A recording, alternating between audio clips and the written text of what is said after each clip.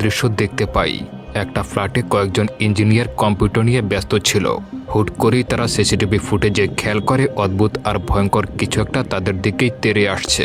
স্ক্রিনে এই বিদঘুটে প্রাণীটাকে দেখে সবাই তো ভয় পেয়ে যায়। ঠিক তখনই তাদের মধ্যে একজন সাহস দেখিয়ে বলে, আমি একটু বাইরে গিয়ে দেখে আসছি ব্যাপারটা কি। সে বুক ধরফরানি নিয়ে আস্তে আস্তে দরজার দিক এগিয়ে যায়, কিন্তু দরজার বাইরে পা বাড়াতেই অলৌকিক এক দানব তার উপরে ঝাঁপিয়ে পড়ে এবং মুহূর্তের মধ্যেই তাকে শেষ করে দেয়। সেখানে শুধু একটা দানবই ছিল না, চারপাশ থেকে ঝাঁকে ঝাঁকে আরও অনেক দানব চলে আসে। চোখের পলকে তারা ফ্ল্যাটের সব মানুষকে নির্মমভাবে মেরে ফেলে। আর দেখতে দেখতে পুরো পৃথিবীটাই এই ভয়ঙ্কর ও অদ্ভুত সব দানবদের দখলে চলে যায়। চারদিকে শুধু চিৎকার আর হাহাকার। প্রতিটা মানুষ প্রতিটা সেকেন্ড চরম আতঙ্কের মধ্যে কাটাতে শুরু করে। সবাই শুধু নিজের জীবন বাঁচাতে এদিক সেদিক ছুটছিল। মানুষ এদের নাম দেয় মানুষ খেকো দানব। পরিস্থিতি হাতের বাইরে চলে যাওয়ায় সরকার এই দানবদেরকে মোকাবিলা করার জন্য এক বিশাল আর্মি ফোর্স নামায়। কিন্তু সমস্যা হলো এই দানবদেরকে কোনোভাবেই আটকানো যাচ্ছিল না। এদের সংখ্যা জ্যামিতিক হারে এতই দ্রুত বাড়ছিল যে গুলি করেও তাদেরকে শেষ করা যাচ্ছিল না।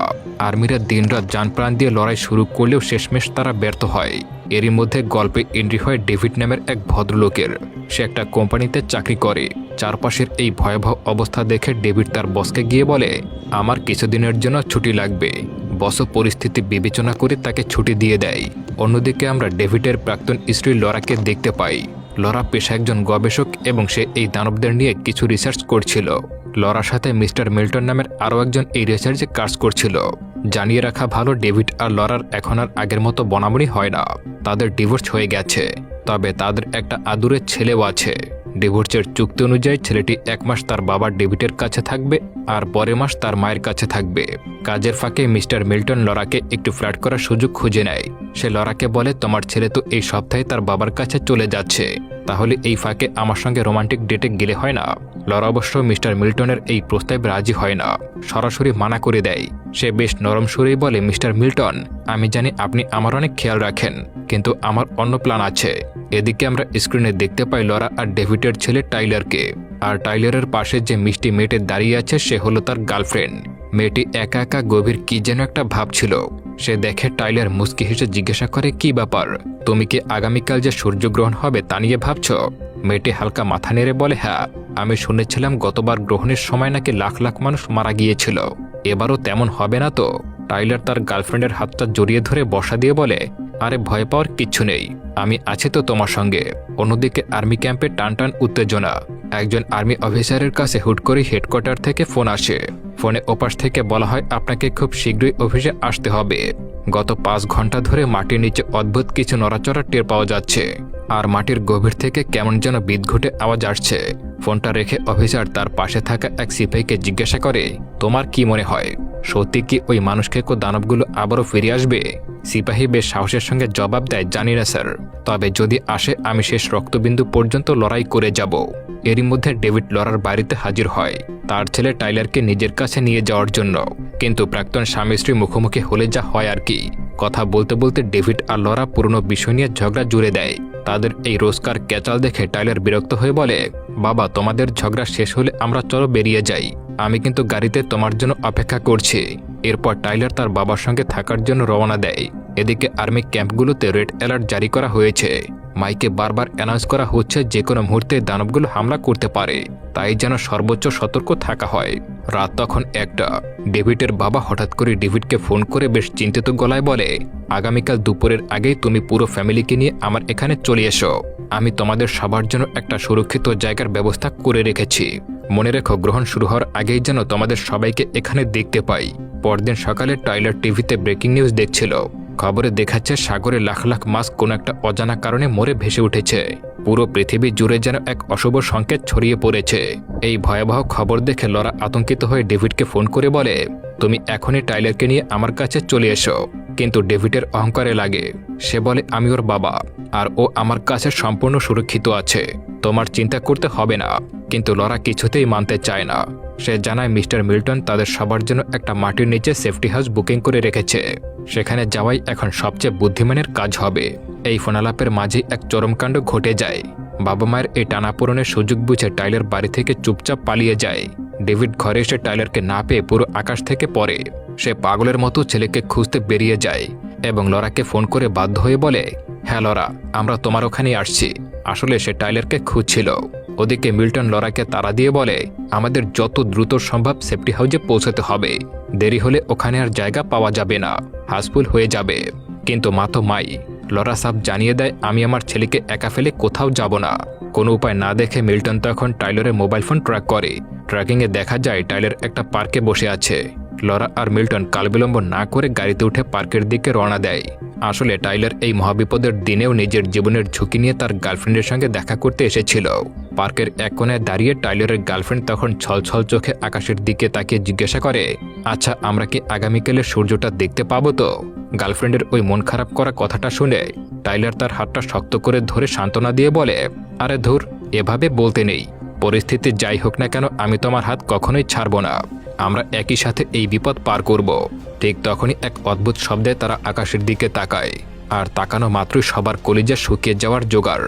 তারা দেখতে পায় আকাশ জুড়ে যেন আগুনের গোলা উঠছে, আর সেই আগুনের আড়ালে লুকিয়ে আছে হাজার হাজার উড়ন্ত দানব। এই দৃশ্য দেখে পুরো শহরের মানুষ দিকবিদিক জ্ঞান হারিয়ে গাড়ি নিয়ে পালাতে শুরু করে, যার ফলে রাস্তায় মাইলের পর মাইল ভয়াবহ ট্রাফিক জ্যাম লেগে যায়। এদিকে আর্মি ক্যাম্পেও তখন নরক নেমে এসেছে। হঠাৎ করেই একটা বিশাল দানব ক্যাম্পে হানা দেয়। আর্মিরা কিছু বুঝে ওঠার আগেই দানবটি হিংস্রভাবে একের পর এক মানুষকে চিরতরে শেষ করতে শুরু করে। চারদিকে শুধু রক্তের হোলি খেলা। এই চরম হাঙ্গামার মধ্যেই ডেভিড কোনো রকমের পার্কের ভেতর থেকে টাইলার আর তার গার্লফ্রেন্ডকে খুঁজে বের করে।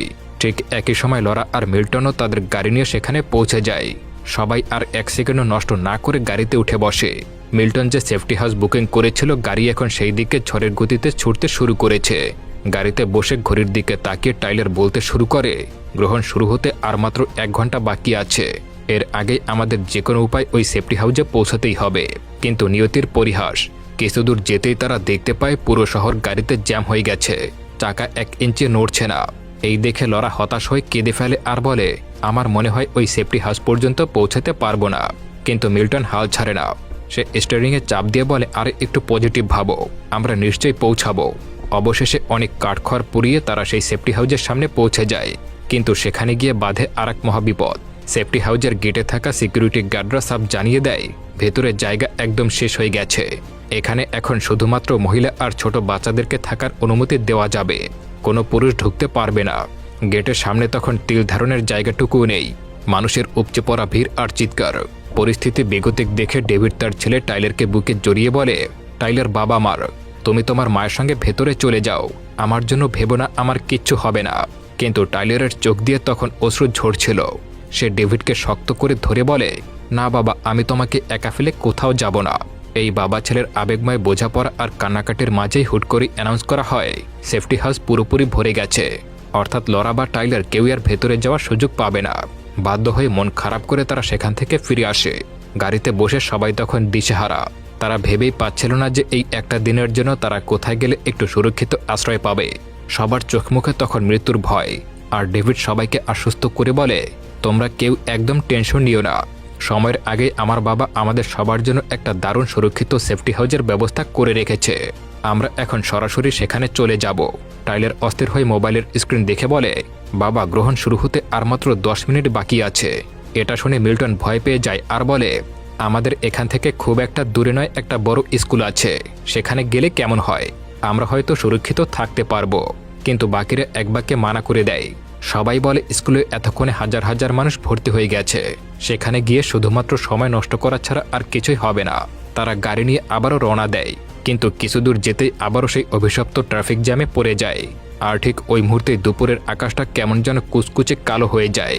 হ্যাঁ, সূর্যগ্রহণ শুরু হয়ে গেছে। গ্রহণ শুরু হতেই চারপাশের বাতাস ভারী হয়ে যায়। মাটির নিচ থেকে ঝাঁকে ঝাঁকে ভয়ঙ্কর সব দানব তীব্র গতিতে ছুটতে শুরু করে। আর আকাশ থেকে ডানাওয়ালা দানবগুলো বাজ পাখির মতো মানুষের উপর ঝাঁপিয়ে পড়তে শুরু করে। ঠিক এই ঝামেলার মধ্যে লরার গাড়ির উপর একটা দানব এসে পড়ে। লরা আর ডেভিড কিছু বোঝাটার আগেই দানবটি মিস্টার মিল্টনকে এক ঝাটকায় গাড়ি থেকে টেনে হিঁচড়ে বের করে নিয়ে যায় এবং চোখের পলকে তাকে মেরে ফেলে দেয়। চারপাশে তখন শুধু রক্তের বন্যা বয়ে যায়। সবাই নিজের জীবন বাঁচাতে পাগলের মতো ছোটাছুটি করছিল। ডেভিড তখন লরাকু ড্রাইভারের রূপ নেয়। সে লরাকে বলে, আমি শহরের ড্রেন আর কালভার্টের ভেতর দিয়ে একটা শর্টকাট রাস্তা জানি। ওখান দিয়ে গেলে আমরা জ্যাম ছাড়াই আমার বাবার কাছে পৌঁছে যাব।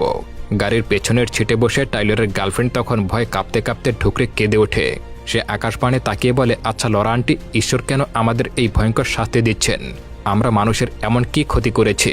লরা মেয়েটির মাথায় হাত বুলিয়ে শান্ত করার চেষ্টা করে বলে, দেখো মা, এই দানবগুলো আসলে কোথা থেকে আর কেন এসেছে তা নিশ্চিতভাবে কেউ জানে না। আমরা শুধু এইটুকুই জানি যে এরা জীবন্ত শয়তান। কেউ কেউ বলে মানুষের পাপে ঈশ্বর রেগে গিয়ে এদেরকে পাঠিয়েছেন। তখন মেয়েটি জিজ্ঞাসা করে, ঈশ্বর কি তাহলে আমাদেরকে পরীক্ষা নিচ্ছেন? লরা দীর্ঘশ্বাস ফেলে বলে, হতেও পারে, তবে প্রাচীন কিছু রিসার্চ বলে এই প্রাণীগুলো নাকি মানুষের সৃষ্টির আগে থেকেই এই পৃথিবীতে বসবাস করে। এরা মাটির নিচে টানা হাজার হাজার বছর ধরে গভীর ঘুমে আচ্ছন্ন থাকে, আর কোনো এক অজানা কারণে হাজার হাজার বছর পর সূর্যগ্রহণের এই একটা দিনের জন্য এরা সবাই জেগে ওঠে। দিনটা পার হলে এরা আবারও ঘুমিয়ে পড়বে। কথা বলতে বলতে হুট করে গাড়ির ড্যাশবোর্ডে লালবাতি জ্বলে ওঠে। পেট্রোলের কাঁটা একদম শূন্যের কোঠায়। ডেভিড কপালে হাত দিয়ে বলে, সর্বনাশ হয়ে গেছে, গাড়ির তেল শেষ। সামনে যদি কোনো পেট্রোল পাম্প না পাই তাহলে আমরা এখানেই শেষ হয়ে যাব। কিন্তু দূরে যেতেই তারা দেখতে পায় রাস্তার ওপর অনেকগুলো গাড়ি লাইন ধরে নিথর হয়ে দাঁড়িয়ে আছে। ডেভিড গাড়ি থামিয়ে সাবধানে নেমে একটা গাড়ির ভেতরে উকি দেয়। সে দেখতে পায় ভেতরের মানুষটি মরে ভূত হয়ে পড়ে আছে। আসলে এই গাড়িগুলোর পেট্রোলও শেষ হয়ে গিয়েছিল।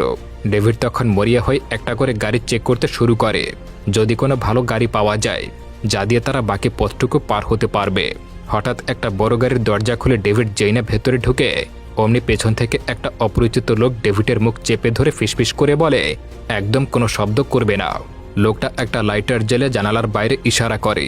ডেভিড তাকিয়ে দেখতে পায় বাইরে একটা বিশাল সাইজের ভয়ঙ্কর দানব ওত পেতে দাঁড়িয়ে আছে। তারা দুজন গাড়ির সিটের নিচে একদম ফ্ল্যাট হয়ে শুয়ে আছে, যাতে দানবটি তাদেরকে দেখতে না পায়। বাইরে তখন দানবটি অন্য কিছু মানুষকে জ্যান্ত চিবিয়ে খাচ্ছিল। এই সুযোগে ডেভিড খুব সাবধানে শব্দ না করে গাড়ির পেছনের দিকে ব্যাক করতে শুরু করে। কিন্তু কপাল খারাপ হলে যা হয় আর কি, তারা যখন ওই গাড়ি থেকে নেমে ডেভিডের মেন গাড়িতে উঠে যাচ্ছিল, ঠিক তখনই দানবটি তাদেরকে দেখে ফেলে। সে এক বিকট গর্জন দিয়ে তাদের দিকে তেড়ে আসে। তখন ওই অপরিচিত লোকটির দানবটির নজর কাড়তে নিজের কাছে থাকা লবণের প্যাকেট থেকে দানবটার দিকে ছুটতে শুরু করে। আসলে মানুষের মধ্যে একটা গুজব রটেছিল যে এই দানবগুলোকে নুন ছিটালে নাকি এরা মারা যায়, কিন্তু না, বাস্তবতা বড়ই কঠিন। নুন ছিটানোতে দানবটার কিছুই হয় না, উল্টো সে আরও বেশি রেগে যায় এবং ওই লোকটাকে এক থাবায় মেরে ফেলে। ডেভিড আর এক সেকেন্ডও দেরি না করে গাড়ির এক্সিলেটর পুরো চাপ দিয়ে দেয় এবং প্রচণ্ড স্পিডে সেখান থেকে বেরিয়ে যায়। অনেকটা পথ পাড়ি দেওয়ার পর লরা ক্লান্ত আর আতঙ্কিত গলায় জিজ্ঞাসা করে, ডেভিড আর কত দূর? আমরা কি পৌঁছাতে পারবো না? ডেভিড শক্ত হাতে স্টিয়ারিং ধরে বলে, আর একদম বেশি দূর না, এই তো আমরা এসে গেছি। অবশেষে তারা শহরের কোলাহল থেকে একটু দূরে বিশাল ফাঁকা জায়গায় পৌঁছে যায়। সেখানে দেখা যায় কংক্রিটের তৈরি একটা বিশাল মজবুত আর সুরক্ষিত ঘর রয়েছে। ডেভিডের বাবা মিস্টার রিচার্ড এখানেই থাকেন। গাড়ি থেকে নেমে তারা পাগলের মতো দরজায় ধাক্কা দিয়ে ডাকাডাকি করতে শুরু করে, বাবা দরজা খোলো, আমরা এসে গেছি। কিন্তু ঘরের ভেতর থেকে কোনো সারা শব্দ নেই। দরজা যেন লোহার মতো বন্ধ হয়ে আছে। অনেকক্ষণ ডাকাডাকি করার পর দরজা না খোলায় সবাই হতাশ হয়ে যায়। তারা ভাবে হয়তো বাবা আর বেঁচে নেই। কিন্তু ক্যামেরা লেন্স আমাদেরকে নিয়ে যায় ঘরের ভেতরে। সেখানে দেখা যায় ডেভিডের বাবা বেঁচে আছেন ঠিকই, কিন্তু এক অন্ধকার কোণ থেকে কেউ একজন তার মাথার পিছনে বন্দুক তাক করে রেখেছে। বাইরে তখন আর এক বিপদ। টাইলার হঠাৎ করে পেছনের দিকে তাকিয়ে চিৎকার করে ওঠে। ডেভিড আর লরা তাকিয়ে দেখতে পায় একটা বা দুটো নয়, দূর থেকে কয়েক হাজার সেই বিদঘুটে নরপিশাচ তাদের দিকে ধেয়ে আসছে। বাইরের পরিস্থিতি এতটাই ভয়াবহ হয়ে যায় যে তা দেখে সবার বুকের ভেতর কাঁপন ধরে যায়। তারা ভয় কাঁপতে কাঁপতে দরজা খোলার জন্য জানপ্রাণ দিয়ে জোরে জোরে ধাক্কা দিতে শুরু করে। দানবগুলো একদম খারেসে নিঃশ্বাস ফেলছিল, আর কয়েক সেকেন্ড দেরি হলেই তারা সবাইকে ছেড়ে টুকরো টুকরো করে ফেলবে। ঠিক এই চরম মুহূর্তেই ডেভিডের বাবা চটপট করে দরজাটা খুলে দেয় এবং তারা সবাই কোনো রকমের ভাবে ভেতরে ঢুকে প্রাণ বাঁচায়। ঘরের ভেতরে গিয়ে তারা একজনকে দেখতে পায়। লোকটা নিজের পরিচয় দিয়ে বলে, আমি স্পেশাল আর্মি ফোর্সের একজন দলনায়ক। ওই দানবগুলো আমার টিমের বাকি সবাইকে নির্মমভাবে মেরে ফেলেছে। আমি অলৌকিকভাবে কোনো রকমের ভাবে নিজের প্রাণটা বাঁচিয়ে এখানে আপনাদের সামনে আশ্রয় নিয়েছি। কথাটা শেষ হতে না হতেই হুট করে বাইরে থেকে বিদঘুটে আর ভয়ঙ্কর সব আওয়াজ ভেসে আসতে শুরু করে। দানবগুলো যেন ঘটার চারপাশে উৎপেতে বসে আছে। এসব শব্দ শুনে টাইলারের গার্লফ্রেন্ড ভয় পেয়ে বলে, এই প্রাণীগুলো যদি কোনোভাবে দেয়াল ভেঙে বা দরজা ভেঙে ভেতরে ঢুকে পড়ে? ডেভিডের বাবা তাকে আশ্বস্ত করে হাসি মুখে বলে, আরে পাগলি, ওটা কখনোই সম্ভব না। এই ঘরটা আমি নিজ হাতে তৈরি করেছি। তোমরা কেউ একদম টেনশন নিও না, এখানে আমরা সবাই পুরোপুরি সুরক্ষিত আছি। আর শোনো, আমার স্ত্রী স্টেলা তোমাদের সবার জন্য খুব চমৎকার খাবার রান্না করেছেন। চলো সবাই খেয়ে একদম ঘুমিয়ে পড়ি। খাওয়া দাওয়ার পর ডেভিড তার ছেলে টাইলারের মাথায় হাত বুলিয়ে আলতো করে বলে, আজকে রাতটা কোনোরকম কেটে গেলেই হলো বাবা।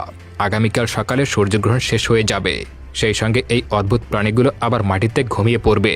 তাই বেশি চিন্তা করো না, আমরা সবাই একসঙ্গে বেঁচে ফিরব। ঘুমানোর আগে তারা ঘরের সিসিটিভি স্ক্রিনে চোখ রেখে শিউরে ওঠে। দানবগুলো বাইরের একদম লাইন ধরে দাঁড়িয়ে আছে, যেন ভেতরে ঢোকার সুযোগ খুঁজছে। এই দৃশ্য দেখে ডেভিড নিজের সুরক্ষার জন্য চট করে একটা ধারালো ছুরি পকেটে গুজে নেয়। এরপর সবাই যখন ঘুমাতে যাওয়ার প্রস্তুতি নিচ্ছিল, তখন আর্মির দলনায়ক বলে, আপনারা ঘুমান, আমি সারা রাত জেগে চারদিকটা নজর রাখছি। তবে আর্মি অফিসারের কিছু আচরণে ডেভিডের সন্দেহ হয় এবং তাদের মধ্যে হালকা কথা কাটাকাটি ও ঝামেলা বেঁধে যায়। ঠিক এই বিশৃঙ্খলার সুযোগে ঘরের ছোট্ট একটা ফাঁক দিয়ে ডানাওয়ালা পতঙ্গের মতো কোনো ছোট্ট একটা হিংস্র প্রাণী তাদের ভেতরে ঢুকে যায়। আর দুর্ভাগ্যবশত তারা ডেভিডের মা স্টেলাকে কামড়ে ধরে মারাত্মকভাবে জখম করে দেয়। চারদিকের পরিস্থিতি দেখে ডেভিড চিৎকার করে বলে, আমাদের হাতে এক মুহূর্ত সময় নেই, এই ঘর আর নিরাপদ নয়। দানবগুলো ভেতরে ঢোকার জন্য রাস্তা চেনে গেছে, আমাদেরকে খুব শীঘ্রই এই ঘর থেকে পালাতে হবে। তখন তার বাবা উপায় না দেখে বলে, ঘরের পেছনের দিকে একটা মাটির নিচে সুড়ঙ্গ আছে, ওটা দিয়ে বাইরে যাওয়া যাবে। কিন্তু আহত মা স্টেলা ব্যথায় কাতরাতে কাতরাতে বলে, আমি বিষাক্ত কামড়ে জখম হয়ে গেছি, আমি বেশি দূর যেতে পারবো না। আমার জন্য তোমরা নিজেদের জীবন বিপন্ন করো না, তোমরা সবাই চলে যাও। মায়ের এই আকুলতা সবার চোখে জল এনে দেয়। এই সময় আর্মির দলনায়ক বলে, এখান থেকে মাত্র 3 কিলোমিটার দূরে একটা বড় আর্মি গাড়ি রাখা আছে, আর সেটার তেলের ট্যাঙ্কি পুরোপুরি ফুল। আর সেখান থেকে 20 কিলোমিটার দূরে একটা সুরক্ষিত বাংকার রয়েছে, আমি আপনাদের সবাইকে সেখানে নিয়ে যাব। বাধ্য হয়ে সবাই চোখের জল মুছে নিজেদের হাতে অস্ত্র তুলে নেয় এবং সুড়ঙ্গের পথ দিয়ে বাইরে বেরিয়ে যায়। অন্ধকার রাস্তা দিয়ে যাওয়ার সময় তারা দেখতে পায় একটা দানব মরে উপর হয়ে পড়ে আছে। তখন টাইলারের গার্লফ্রেন্ড জেইনা ওটাকে একটু ছুঁতে যায়, অমনি মরা দানবের শরীর থেকে চাবুকের মতো একটা শিকল এসে শক্ত করে তার পা জড়িয়ে ধরে। মেয়েটি চিৎকার করে উঠে ডেভিড আর টাইলার ওটার উপরে অবিরাম গুলি চালাতে শুরু করে এবং শেষমেশ ওটা মেয়েটির পা ছেড়ে দেয়। আর্মির দলনায়ক তখন ডেভিডকে বলে, দয়া করে আমার উপর একটু ভরসা রাখুন আর আমার হাতের বাঁধনটা খুলে দিন। আসলে সে নিজে ওই দানবের আক্রমণে আহত হয়েছিল, আর এই ভাইরাসের নিয়মই হলো যে একবার এদের মাধ্যমে আহত হবে, তার শরীরে ধীরে ধীরে মানুষের রূপ হারিয়ে ওই হিংস্র জানোয়ারদের মতো হয়ে যাবে। এরপর তারা যখন একটা পাহাড়ের চূড়ায় পৌঁছায়, সেখান থেকে নিচের দিকে তাকিয়ে সবার চোখ কপালে উঠে যায়।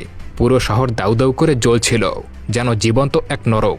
কোনো রকমের তারা দৌড়ে সেই আর্মি গাড়িটার পাশে গিয়ে পৌঁছায়, কিন্তু কপাল খারাপ, ডেভিড চাবি ঘুরিয়ে গাড়িটা কিছুতে স্টার্ট করতে পারছিল না। ওদিকে পেছনে তাকিয়ে দেখতে পায় ঝাঁকে ঝাঁকে দানব তাদের ওই গাড়ির দিকে তেড়ে আসছে। ঠিক এই মুহূর্তে নিজের ফ্যামিলিকে বাঁচাতে মা স্টেলা গাড়ি থেকে নেমে দানবের সামনে গিয়ে দাঁড়িয়ে যায় এবং নিজের জীবন উৎসর্গ করে দেয়। মায়ের এই আত্মত্যাগের ঠিক ওই মুহূর্তে ম্যাজিকের মতো গাড়িটা স্টার্ট হয়ে যায়। তারা গাড়ি নিয়ে ঝড়ের গতিতে ছুটে যায়। গাড়ি রেডিও অন করতে শুনতে পায় খবরে বলছে পুরো শহরে লাখ লাখ মানুষ মারা গেছে, চারদিকে শুধু ধ্বংসলীলা। অবশেষে আর্মির দলনায়ক বলা সেই সেফটি প্লেসে তারা পৌঁছে যায়, কিন্তু সেখানে এসে তারা অবাক হয়ে যায়। বাংকারের বিশাল প্রধান দরজা আগে থেকেই খোলা। অত্যন্ত আতঙ্ক নিয়ে তারা ধীরে ধীরে ভেতরে প্রবেশ করতে শুরু করে, কিন্তু ভেতরে কোনো মানুষের চিহ্ন পর্যন্ত ছিল না। চারদিকটা যেন শ্মশানের মতো নিস্তব্ধ হয়ে গেছে। ভেতরে আলো জ্বালানোর জন্য তারা দুজনে জেনারেটর রুমের দিকে পা বাড়ায়। তখন সেখানে যাওয়ার সময় টাইলার ঘড়ির দিকে তাকিয়ে একটু স্বস্তির সুরে বলে, আর মাত্র 2 ঘন্টা। এই 2 ঘন্টা কোনো রকমে টিকে থাকতে পারলেই গ্রহণ কেটে যাবে আর আমরা সবাই বেঁচে যাব। কিন্তু ভাগ্য এত সহজে তাদেরকে ছেড়ে দেওয়ার পাত্র নয়। হুট করে অন্ধকার থেকে একটা হিংস্র প্রাণী তাদের উপরে ঝাঁপিয়ে পড়ে। তবে এবার আর কেউ দেরি করে না, সবাই মিলে একসঙ্গে পাল্টা গুলি করে দানবটাকে ওখানে খতম করে দেয়। আসলে তারা যে সেফটি প্লেসটা আশ্রয় নিয়েছিল, ওটা ছিল একটা বিশাল লবণের ফ্যাক্টরি। ডেভিড বুঝতে পারে এই দানবগুলোর আসল দুর্বলতা হলো লবণ আর নোনা জল। তাই সে ফ্যাক্টরির নোনা জলের মেন ট্যাঙ্কিটা খুলে দেওয়ার সিদ্ধান্ত নেয়। যাওয়ার আগে সে ছেলে টাইলারের কাঁধে হাত রেখে বলে, আমি ফিরে না আসা পর্যন্ত তুমি সবার খেয়াল রেখো। ঠিক তখনই এতদিনের সব মান অভিমান ভুলে লরা আবেগপ্রবণ হয়ে ডেভিডকে শক্ত করে জড়িয়ে ধরে একটা ভালোবাসার কিস করে। এই রোমান্টিক দৃশ্য দেখে ডেভিডের বাবা পরিস্থিতি হালকা করতে একটু মজা করেই বলে, আরে এটা তো তোমরা পরেও করতে পারবে, আগে তো বেঁচে ফিরি। বাবার এই কথায় ডেভিড মুচকি হেসে নোনা জলের ট্যাঙ্কিটা খোলার জন্য ভেতরের দিকে এগিয়ে যায়। কিন্তু সেখানে পৌঁছাতেই ডেভিডের চোখ ছানা ভরা। সে দেখতে পায় একটা দানব একটা মানুষকে জ্যান্ত ছিঁড়ে খাচ্ছে। ডেভিড আর এক মুহূর্ত নষ্ট না করে সাবধানে মেইন ভাল্ব ঘুরিয়ে ট্যাঙ্কিটা খুলে দেয় কিন্তু রক্তপিপাসু প্রাণীটা ডেভিডকে দেখে ফেলে এবং তার পেছনে তাড়া করতে শুরু করে। ডেভিডের কাছে কোনো বন্দুকও ছিল না, তাই সে উপস্থিত বুদ্ধি খাটিয়ে লবণের একটা বোমা বানিয়ে ওটার দিকে ছুঁড়ে মারে। লবণ গায়ে লাগতেই দানবটা যন্ত্রণায় ছটফট করতে শুরু করে এবং সেখানেই মারা যায়। এদিকে লবণের মেইন লাইনে পানি পৌঁছাতেই একটু সময় লেগেছিল, আর এই ফাঁকে ঝাঁকে ঝাঁকে দানব লরা, টাইলার আর বাকিদের দিকে ধেয়ে আসে।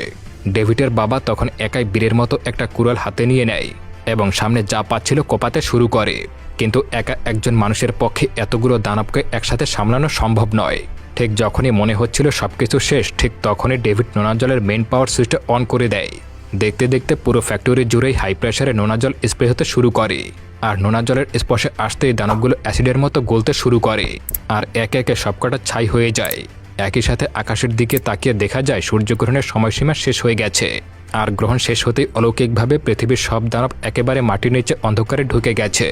অবশেষে ডেভিডের পুরো পরিবার এই মহাবিপদ থেকে বেঁচে যায়। সবাই বুকে হাত দিয়ে এক দীর্ঘ শান্তির নিঃশ্বাস ফেলে। তারা বাংকার থেকে বেরিয়ে এক নতুন ভোরের মুখোমুখি হয়, আর এভাবেই এক বুক থ্রিল আর হ্যাপি এন্ডিংয়ের মাধ্যমে মুভিটা এখানেই শেষ হয়ে যায়। বন্ধুরা, ভিডিওটি কেমন লাগলো তা কমেন্ট করে অবশ্যই জানাবেন।